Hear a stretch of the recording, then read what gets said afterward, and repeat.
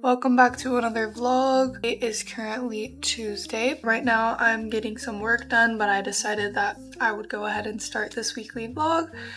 So yeah, I don't really have too much planned this week or for today. I'm just gonna do some work. We cleaned all morning. Really needed to deep clean. And then last night, Miko got me some flowers. I'm obsessed. So now my little corner. I just love my desk. It's just like my little safe space. So yeah, I've been loving it, and just sitting here brings me so much comfort. So yeah, I'm probably just gonna wrap up doing some work, or not wrap up, but continue doing some work. I need to finish editing the video from the wedding week. Honestly, I didn't end up vlogging that much during the wedding, just because, like, I don't know, I just love to soak in the moment, and I'm just not the type of person who thinks like, oh my gosh, like I need to pick up my camera, record every second of this. Like, I wish I was, because I wish that I had more moments and more things to look back on, but I have it in here, so that's what matters, guys. So I ended up making cochinita pibil, and this is how it turned out. Honestly, I did kind of like the lazy version. I didn't use banana leaves, and I did it in the crock pot. I don't know how accurate it's gonna be. I did follow a recipe, but I thought we could do a little taste test. So this is how they look on the tortilla. And then I prepared this little salsa with habanero and cebollita. So the real judge is him, but I mean, of course I've had cochinita pibil too. He'll be very honest. So I'm scared. It smells good. My mouth is watering so bad with this habanero. Please be good. We both tried the sauce earlier and it was really good. Is this normally just how you eat cochinita pibil? Just like this?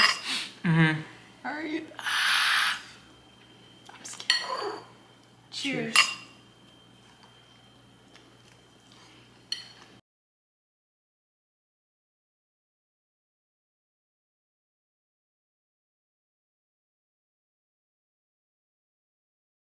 The flavor is spot on. Really? But this is really spicy. You did a really good job. Finally, most of my Mexican dishes that I've made, he always has a critique, and this is the first one that I nailed on the first try. Pica, cabrón. What did you just say? I'm proud of you, and I can say you're Mexican now. Even got me gorra. I've already prepped my skin, and I really don't have that much time to get ready, so I'm gonna try to make this quick. I, of course, love a dewy finish. So I'm gonna take this Charlotte Tilbury. I forgot to use this in my last video, but normally I use this. It just adds like a really nice glow to your skin, but no like coverage or anything. I think my skin is getting a little bit better, but it's still breaking out. This feels stressful. I'm gonna take a little bit of this just to kind of even everything out. So right now, we are going to church. This is going to be my second time ever going to a Catholic mass. My first one was at my friend's wedding. I was not raised like Catholic or anything, and obviously, I mean, this is my only second time going, but my husband was raised Catholic. And honestly, I'm really interested in the religion. I think it's beautiful. I really love how traditional it is. And yeah, I really like it, to be quite honest with you.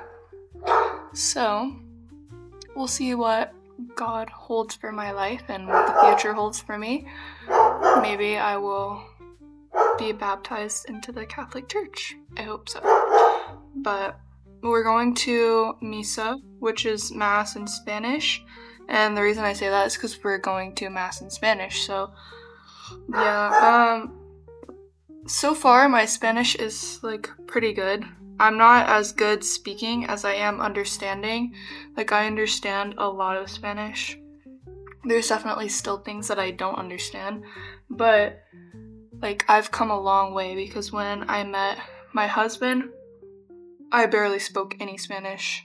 Like, I barely understood anything. I only knew a few words. And now I, like, can accurately, or I can, like, express myself to a certain extent, and I can understand a lot. Like, when I'm with his family, I pretty much always understand what's going on, what the conversation is about, what they're saying.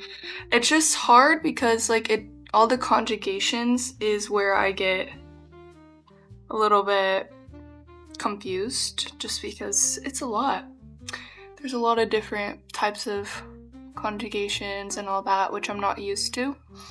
But yeah, I think that learning a new language is about immersing yourself.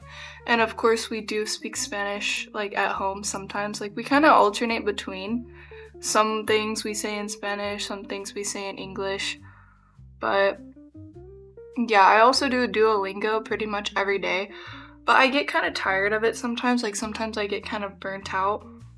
Like, I just want something new, and I love speaking Spanish. I love being around Spanish. It's really fun to me. Like, speaking another language is really fun. So yeah, that's basically why. And also, I mean, my husband grew up in Mexico, so every, like, Catholic mass that he's always ever been to was in Spanish. So that's kind of what he prefers, which completely makes sense. And so yeah, it only makes sense for us to go to the one in Spanish. So yeah, hopefully I understand what's going on. I mean, last week I went to one in English and I still barely understood what was going on, but I loved every second of it, so I think it should be fun. Also, I don't know, I just felt like getting ready. I probably won't do this, like, every week that we go, because I think we are going to be planning on going quite a bit, because it is something very important in life, in my opinion, like finding something that you believe in and finding things that bring you peace. And while everybody may not be religious, it is, like, a good thing to have something that you feel brings you peace and something that you can just go to a place that brings you a lot of peace. I will share a quick story with you guys of something that happened to me when I was in Mexico. So basically, I am from Texas, born and raised my whole life in Texas. And recently we went to Mexico, and now looking back, I think I might have been struggling with anxiety or something, but I thought it was because of the altitude, and I basically could not breathe, like, the whole time that we were there. We went to a place called San Miguel de Allende, and it's kind of close to Mexico City, so the elevation is a lot higher than Texas, where I'm from. Obviously, there's no elevation here. And I was just like, I just felt like there was a backpack of bricks on my chest the whole time. Like, I just felt like I could not breathe, and it was giving me a lot of anxiety because I felt super claustrophobic, and I just felt like I was gonna pass out or something. It was crazy, really scary. But there's this really beautiful and famous Catholic church in San Miguel de Allende. That's basically the reason that, like, it's called a pueblo mágico, I'm pretty sure, like a magic town, because A, it's beautiful, and B, the church there is absolutely breathtaking. So anyways, we go to see this church, right? And then we go inside, and I felt like I could breathe. Like, it was just the weirdest thing. Like, honestly, my relationship with religion has been, like, my own journey. I'm not quite, like, ready to share my journey or, like, my path or anything on the internet yet. But, yeah. Like, I hadn't really been to a church, inside of a church, in a while. And I went in there. I literally felt like I could breathe. It brought me to tears. It was the absolute weirdest thing. It was crazy, and it's a small story, but to me it was big because if you've ever been somewhere like high altitude, I don't know, for me, like sometimes I have panic attacks and stuff like that, and so when you're in a place that you feel like you can't breathe, it makes you feel really panicky, and that's what I felt like the whole time that I was there. I'm just trying to keep my makeup natural, like not have a ton of makeup on, but I definitely want some because lately I have been enjoying wearing more makeup. And I'm gonna put on my little corner lashes that I've been wearing recently because they look pretty. Gonna take my mascara that I always take. Last night I made cochinita pibil, which is a Mexican dish. It's basically like pork butt, like cooked for a very long time with orange juice and some spices, vinegar, and then this stuff called achiote, which I'm not really sure what it's made of. Mine specifically said annatto on it. I don't know if that's what like achiote is made of, but it's basically this like really orange concentrated block of powder, if that makes sense. And it was really good. I'm really proud of myself. I did not include myself in a vlog like making it, but I did include us trying it. Honestly, I have no idea how I'm gonna do my hair because I don't have like that much time. The good thing is the church isn't that far. I have probably like 20 more minutes. So, yeah, I don't know. I don't have that much time. I already forgot what I've done on my face. I think I did this already. And I also have no idea what I'm gonna wear. So that's fun. So here's how my makeup turned out. I think it's pretty natural looking. And then just for fun, I'll show my outfit. The sweater is a little bit short, but I'm gonna try to keep it pulled down, and I tried to use this belt to keep my pants pulled up. But yeah, it's just this black turtleneck, and then these long boot cut or wide leg jeans, and then my little Mary Jane maroon flats, a little belt, some jewelry, and my baby. He's so baby, I love him. Anyways, thanks guys, see y'all later. Okay, so we just went to the store and we found these two like sour strip candies. I think they're both made by YouTubers. We wanted to do a little comparison. So the first one is this one. These are sour strips, blue raspberry. I don't really know what brand this is. Maybe the brand is sour strip. Yeah, and they used to be owned by Max Tuning, who's a YouTuber.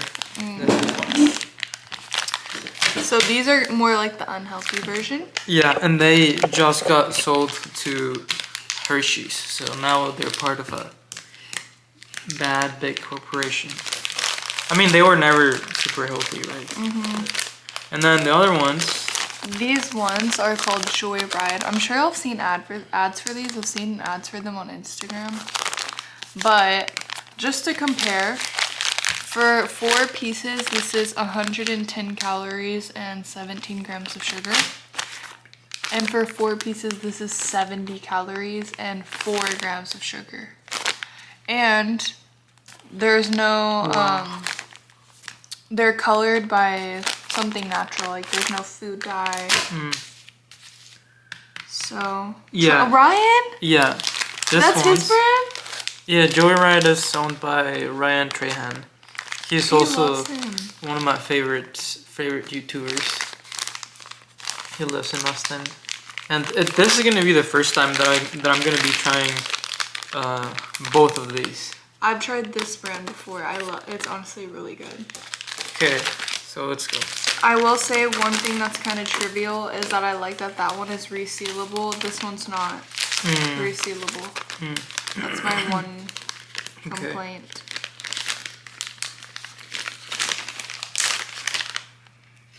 This one definitely looks like a fruit strip coated in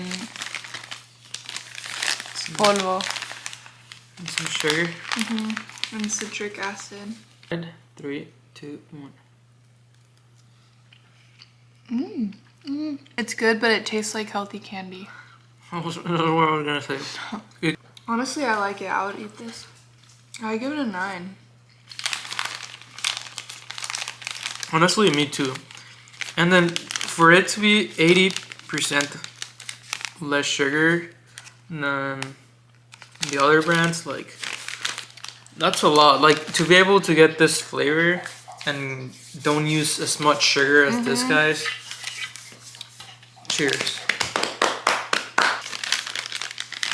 I'm not gonna lie, these ones are really good too. They're actually a similar, well, never mind. They have lines in it, but you can't peel this one. Oh, well, you can actually. You better just do that. I low-key prefer the other ones. The flavor or the sourness of it is definitely stronger, but the texture of the other one is like way better, at least for me. Sure. This one's like harder, like old. I give it an 8. I give it an 8.